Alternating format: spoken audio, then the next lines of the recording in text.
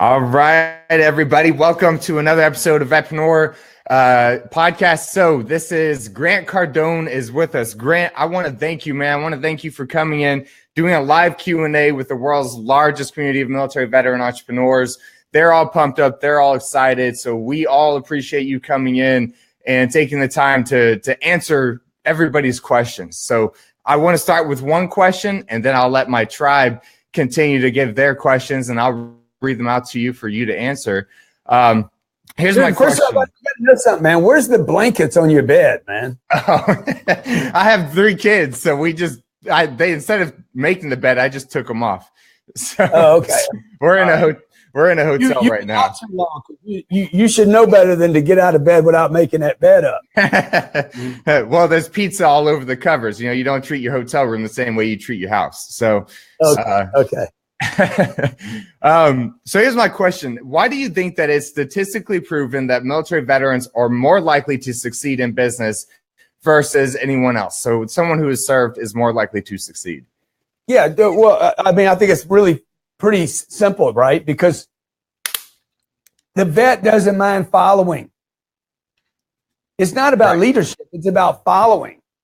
Like I hear all the time, everybody wants to be a leader, man. People that don't serve want to be leaders. Like, I want to lead. Dude, you can't even serve. If you can't serve, you can't lead. And the thing that I believe the vet offers more than anything else is the ability to follow an order, the ability to play as a team member, that I don't have to be the upfront guy all the time. Everybody wants to be the upfront guy. Most entrepreneurs make less money than employees by about $20,000 a year. And so why? Because they have this idea they want to lead and they haven't even learned how to serve. And I think the military, all military units, like, you have to know, you have to be willing to serve, you have to be willing to take orders, you have to be willing to follow, you have to be willing to execute on orders sometimes that you don't even agree with, and get the job done even though you don't agree with it. And that's why I believe vets statistically are more successful in business than those that are not. See, I love that, man. I actually talked about this to the tribe all the time. I always tell them the best leader is first the best follower, because you first have to be a great follower before you can expect people to follow you. So I love that. I talk about that all the time in the tribe. All right, guys, I want you to start asking questions. Let me know. Ask your questions out there. I'll read them out to Grant, and he'll answer the ones that I get out there to him. So we've got him for a little bit. So I want to make sure to get the best quality, high quality questions in here. Let me just say this before you jump into the questions. You know, the suicide rate of guys coming back. I was working with the Pentagon. I've been at Fort Bragg, Fort Benning, and then I was at the Pentagon. And there was about 11 guys speaking to troops in transitions. And I was the only one that said this. I heard over and over, oh, you guys need to love. In transition, you were doing something over there, and then you're coming back. You were pink slipped, and you're coming back to start your new life over in transition, right? And the suicide rate's like, I don't know if it's actually 22 or that's just the promoted number. Right. But look, the deal is, it's because you don't have a mission anymore. There's no mission. And I heard a lot of the guys over there were suggesting to the vet that was pink slipped to find something he loved to do. And I'm like, dude, are you kidding? He didn't love the last job he had, but he did it. Right. So I'm like, you don't need to find something you love. You need to find something that can make you money so that you can take care of your family. You need to find something, even if you don't love it, that's going to pay you. So if you're going to be a truck driver or an engineer or whatever, you need to find somebody in America that will pay money, good money, not average money. Because I think the vet should be paid more. Like if there's minimum wage in the country for some punk, 12-year-old punk or 15-year-old punk that doesn't know anything, there ought to be a freaking like an altitude wage for people that serve. When you come back, you have to pay them more money in order to hire them. See, and I love that, because I spoke on suicide for 3 years. So I traveled the country. I actually spoke with American Dream U, the same people that you ended up speaking with as well. And it's the whole suicide rates. I definitely agree, right? It's that mission, it's that purpose. But as veterans, a lot of us are huge on families, man. We didn't get much family time when we were in. You're gone all the time. So I love the whole idea of just you want to make that money because you want to spend more time with your family. I got out with a GED and military experience. That was my only resume, was a GED and military experience. So my best job I could get was $12 an hour. That's why I became an entrepreneur and make a hell of a lot more than that now. So I'm going to go ahead and jump into these questions and let these guys ask some things. The first question we have is, if you could go back in time and do one thing differently, what would that be? Well, if I could go back in time, one thing I would do is I would not do drugs. I did drugs from 15 till 25 years old. Mm. Number two, I would definitely do a 2-year stint in the military to learn the humility, just the humility lesson. Right. You know, like everybody should clean toilets. You know, everybody should drive people around in a truck, whatever your job is, man. Like, humility is people talk about humility a lot. I think a lot of people cop out with humility. They're like, oh, I'm humble. They've actually adopted the humble thing and exchanged it for any ideas of success. I want a combination of the two. I want to be super successful, dude. I want to be humble in my own jet. Like I want to be the boss, but I want to be willing to follow too, you know? So, and I think that there's some skills that are taught there. You know, I know the Marines, I think, are taught, hey man, everything you need, we gave you. Right. Might be the Army too. Everything. I'm like, I need my phone, dude. If it ain't in that bag, you don't need it. The reality is when you get out, you do not have everything you need. You need a lot more in this world, in the entrepreneurial world, in the business world. People need a lot more than what colleges, the military give you. I went to college, 17 years I spent in schools, 5 years in college. They did not give me what I needed to go out into the real world and make money and take care of my family. So do you think that anything from college that you learned from college is something that has led into your success at all? Or is it, you feel like it was a waste of time? I wouldn't credit college with, I mean, if I'm worth $2 or $300 million today, I wouldn't give college $1 of credit. I love it. I love hearing that because I hate college. So, all right. Next question is, Grant Cardone, where do you feel most entrepreneurs fail when trying to grow their business? I think they fail because they don't get money fast enough. I just finished doing a coaching session with a guy. He had this idea for a business, and for 20 minutes, he told me about this business. And for 20 minutes, I said, bro, that is not a business. What you're describing to me, you will never make it work. You will never make money in it. It's going to freaking tap you out. You'll tap out on credit cards before you ever make money. And then the last 10 minutes, we figured out a way for him to have a business. So businesses fail. Harvard says businesses fail because they're undercapitalized. It's not true. Businesses fail because you don't make money fast enough. You don't sell products or services in quantities great enough and margins big enough.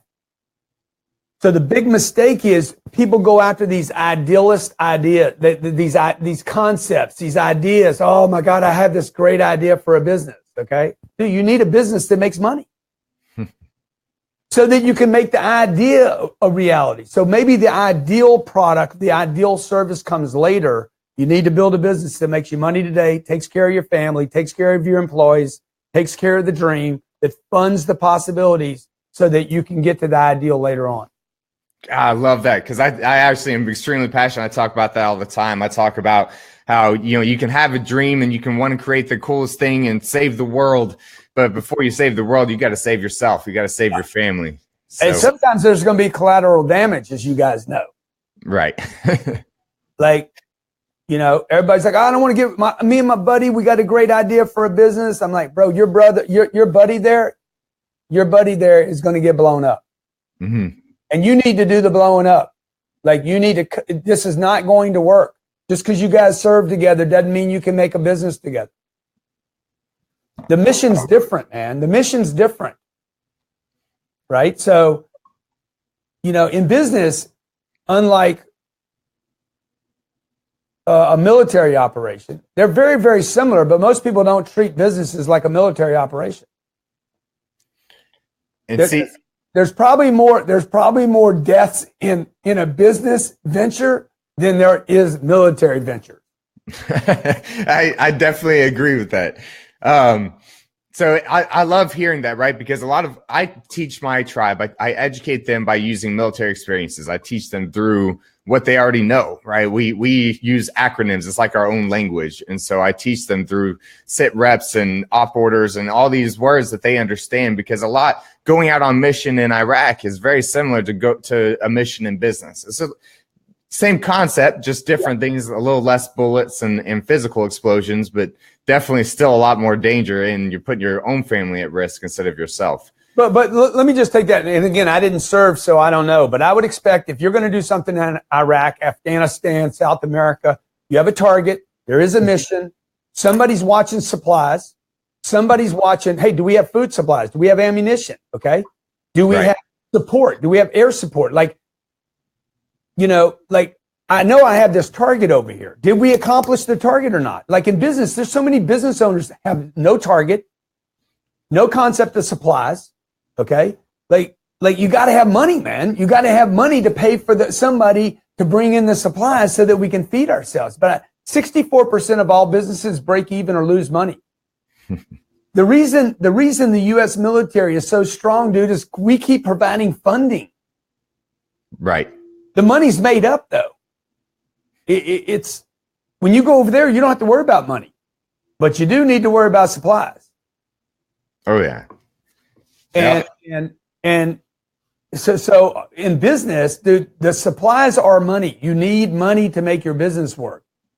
3/4 of all business owners have no employees. Would you ever run a mission by yourself? No. Who would do that, man? Nobody. But most 22 million small businesses in America are running missions with no support, with no other employees. So if you're a solopreneur, that message was out to you, man. It's time to grow your business and build that team. So here's another question. What one book written in the past 100 years would you say has the biggest impact on your success? The book Dianetics, man, blew my mind. So if you've ever been hurt, you've ever had some kind of mental stuff going on, dude, that's causing you to have crazy ideas. Like if you're going down the road and all of a sudden you think, man, I'm just going to drive into that traffic over there and see what a head-on wreck feels like. You know, if you've ever had an addiction problem, compulsive, obsessive, depression, anxieties, dude, read the book Dianetics by L. Ron Hubbard. Book is freaking all about the mind, how it works, how to control it, and how to get rid of negative images. So I read the book I was so impressed with the book. I read it 7 times. 7 times. See, here's my problem. I suck at reading. I have to do audiobooks. I can't keep my attention focused on an actual book. Do you actually read books or do you do audiobooks? No, I read the book, but look, if you suck at reading, you need to figure out why you suck at reading. Because that's not innate to an individual, right? So nobody actually taught you how to read. Right. Well, my attention, I get bored. I get bored because you're hitting words you don't understand. Right. So if you've ever read down a sheet of paper, by the way, this is in that book. If you've ever read down a page and at the end of the page, you're like, I have no idea what was on that page. Right. It's because you hit a word you don't understand. And it makes the rest of the page blank because your attention's stuck on the word you don't understand. Could be a simple word too, like that. THAT. One of the most overused words in the English language, and most people can't even define it. That's awesome. So here's another question: is how do you maintain wealth without getting comfortable? Well, I get rid of my money. That's how I do it. I just stay broke all the time. I never have any money. You're always investing, right? Yeah, exactly. What I do is I run my business and I reinvest in the business, and I keep reinvesting in the business until the business pukes. The business pukes on me, and there's overflowing money everywhere. I'm like, okay, I can't buy any more ads. I can't spend any more money on marketing. I can't, use any more office space. I can't hire any more people. So what am I going to do with all this leftover money? I don't save that money the way most of us were brought up by our parents. Save money, buy a house, have equity in the house. I don't do that. What I do is take the money and I get rid of it. I basically invest in other ventures. So I throw all my money back into real estate. If you follow what I do, all my money goes into income producing real estate, not homes, by the way, apartment complexes, not next to military bases, by the way. Because if you guys get shipped out, I'm going to go to a 50% vacancy. Right. So I invest only in cash flow producing properties over long periods of time. It protects me against inflation. I'm broke. And then checks start coming in every month after that. And then I go do that again. So what about, do you ever get worried about another like pop in the real estate world, another big bang to happen again? Every night I go to sleep and I say, man, please bring it on. When we're going to have the next freaking, the next economic contraction? Please bring it on. The sooner the better for me. Why is that? Because people are not prepared for it, right? I am. Right. So tide goes out, we find out who's wearing clothes, man.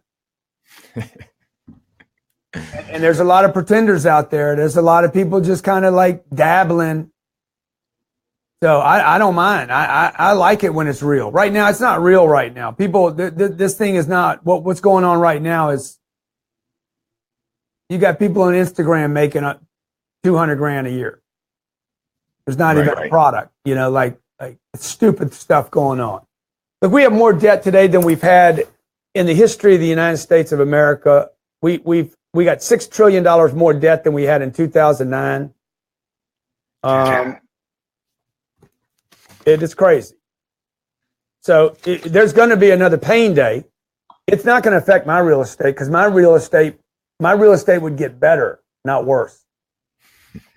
Because it's a rental property. People have to live somewhere. So when things collapse, you want to be in for everybody out there that's looking at a business, man, you want to be in a business that's protected against contraction. That would do better, not worse. So how many doors do you have right now? 4,500. Woo. Yeah. It's a good number. 45. And you're not done, right? 45,000 is the target. Oh, wow. Awesome. So let me see what else comes up here for the other questions. We've got, someone wanted the name of that book again and the author. The book that you mentioned. Say that again. Someone wanted the name of the book that you mentioned and the author. Dianetics. Dianetics. Okay. Dianetics. Oh, someone else put the link up there. People keep talking about how about Cardone University and how you help veterans out with that. Can you tell the tribe more about Cardone University and what you do for vets? Cardone University /vets. Cardone University /vets is free for vets, free for active. If you're in the military, I'll give you the program. So this is a program that I have sold to companies and corporations for 7 or 8 years. I've made lot of money selling this program. Like we'll sell this program. We'll create a modification of this program for, let's say, Ashley Furniture or Toyota. And it teaches their company how to better serve the customer, how to take phone calls, make phone calls, sell their products, how to make more money. It focuses on the top line of a business. So we created a modified version of that. It's not the complete university, but it's a great start for vets.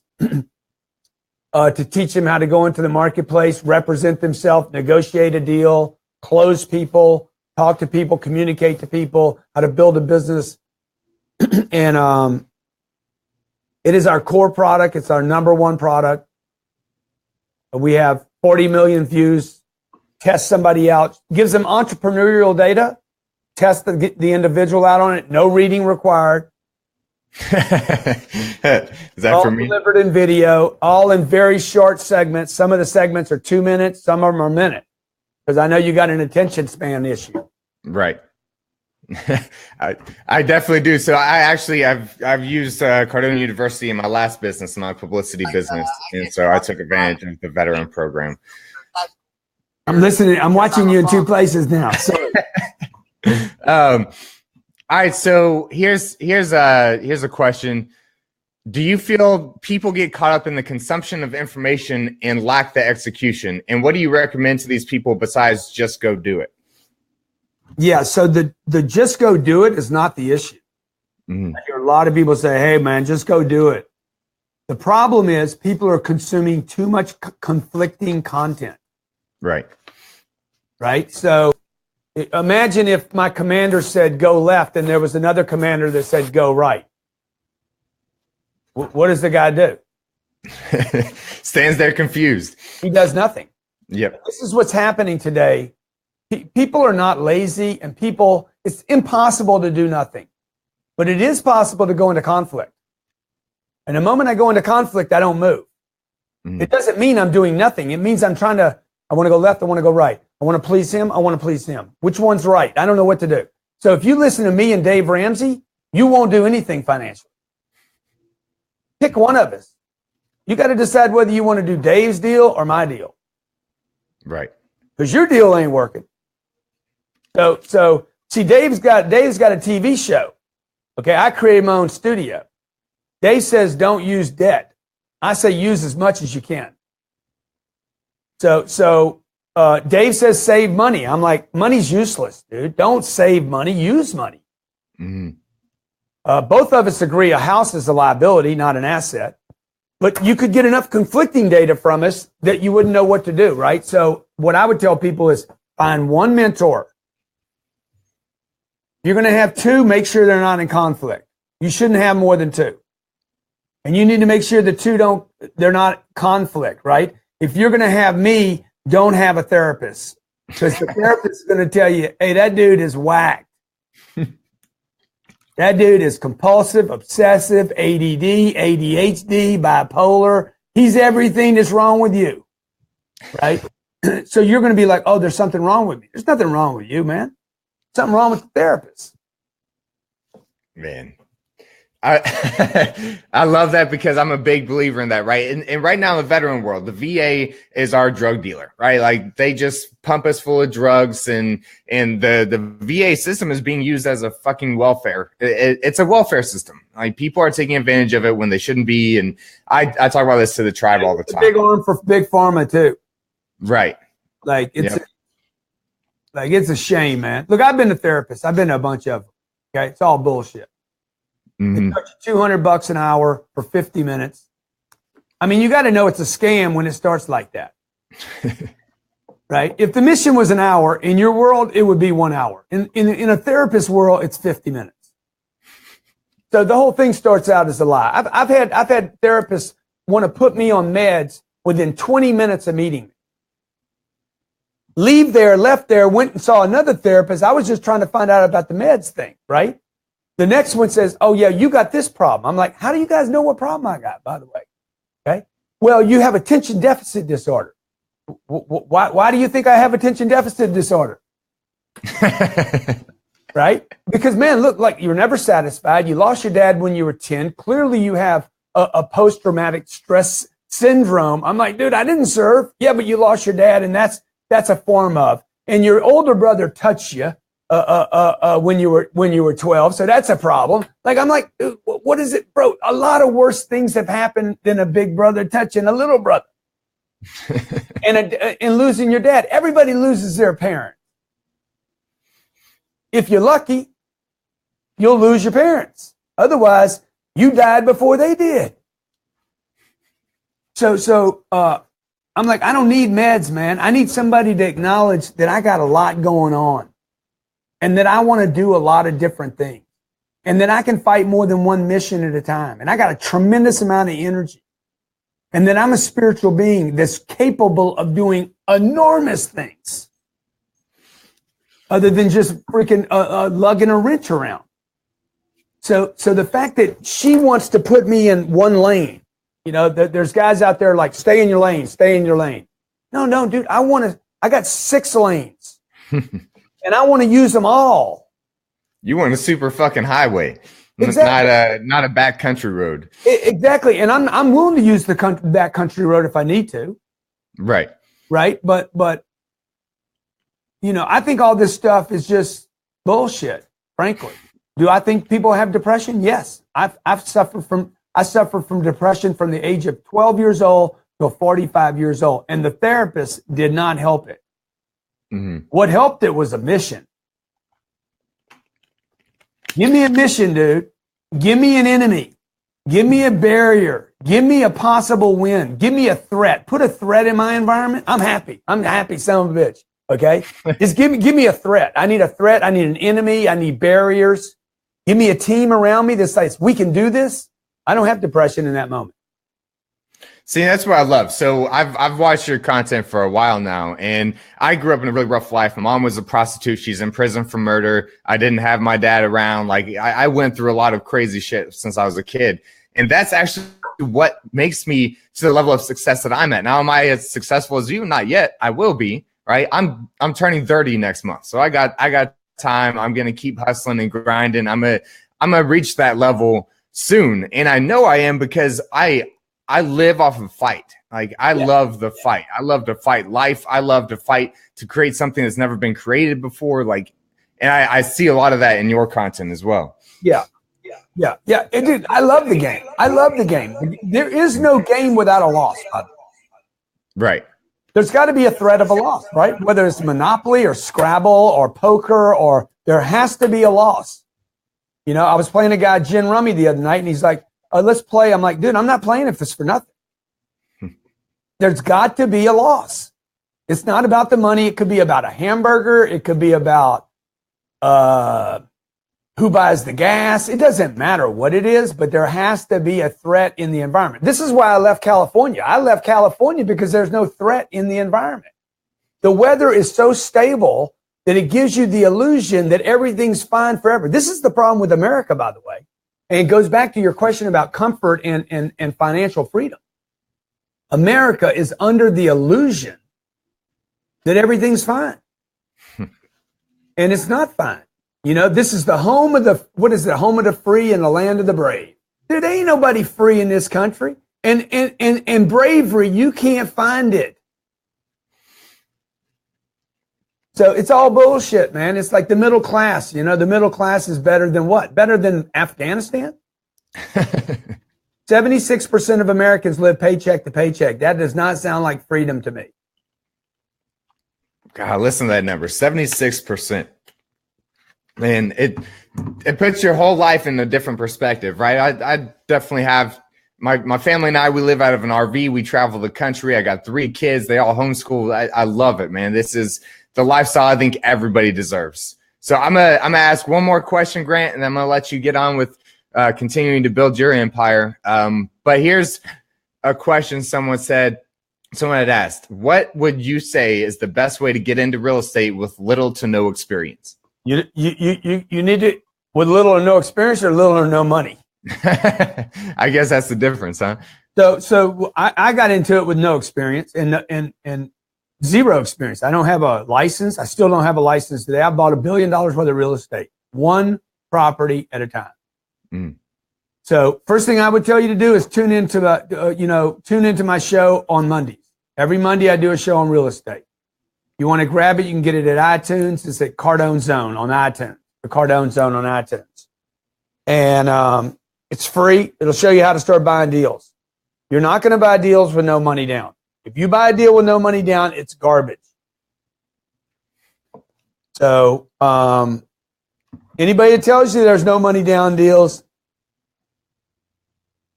does not own the kind of real estate I own. And you like the residual income, the ones that you rent out and people can continue to pay on, not just flipping houses. If you're just getting into the real estate game, the only way to play that game in the beginning with no money is to flip deals. Okay. But flipping deals is not real estate. That's sales. Mm. Right? So a residential real estate broker is not investing in real estate. He's selling real estate. It's another sales gig, which is fine, right? But if you're flipping homes, it's really about speculation. You're speculating. I'm going to buy this house. I'm going to buy this house right here. I'm going to fix it up. turn it around a little bit, put a sticker on it, boom, I'm going to sell it. But you're speculating that somebody else is going to pay you more money for that thing later. And right. That's not the kind of real estate. I buy real estate that produces income next month. And then we sit and wait for inflation to push that thing up while we're getting paid to wait. And the way I started it was I just shopped a lot of property. I didn't go get a class. I didn't spend money. I walked properties, looked at them, studied reports, studied income statements. That's what I would tell you. Awesome. Well, again, guys, that's Cardone's own Grant. I want to thank you for coming onto the show, for coming into the tribe and answering all these questions. I know you got a lot going on. You're extremely busy. Shout out everybody in the tribe. Shout out to Ron Suzuki, who reached out to Grant's wife and the team, and we made all this happen. So again, man, I appreciate you. And we, all of us, I want you to hear from the veterans. We all appreciate the fact that you are constantly supporting veterans. I don't see anyone with your level of following, with your level of success, doing that at all. And so I want you to know that we all see it and we all appreciate it so much more than you probably hear or know. You know what, the way you guys could show appreciation for that is show me how to help you more. Okay. That's what I want to do. I want to be able to help more. I don't feel like I'm doing enough. So when you tell me that, all I'm reminded of is, dude, I've only done like 3 or 4 things for you guys. Like, we've offered Cardone University. I've been to Fort Bragg, Fort Benning, the Pentagon. I want to know how I can help you more. Well, awesome, man. Well, I know that you're starting to travel too and go to different cities. So I'd like to reach out and maybe give you some ideas from my own perspective and from some tribe members. And, I'll reach out to Katie and get that over. Appreciate you, bro. Appreciate everybody watching. All right. All right. Thanks, man. Thanks. Awesome people, man. Huh?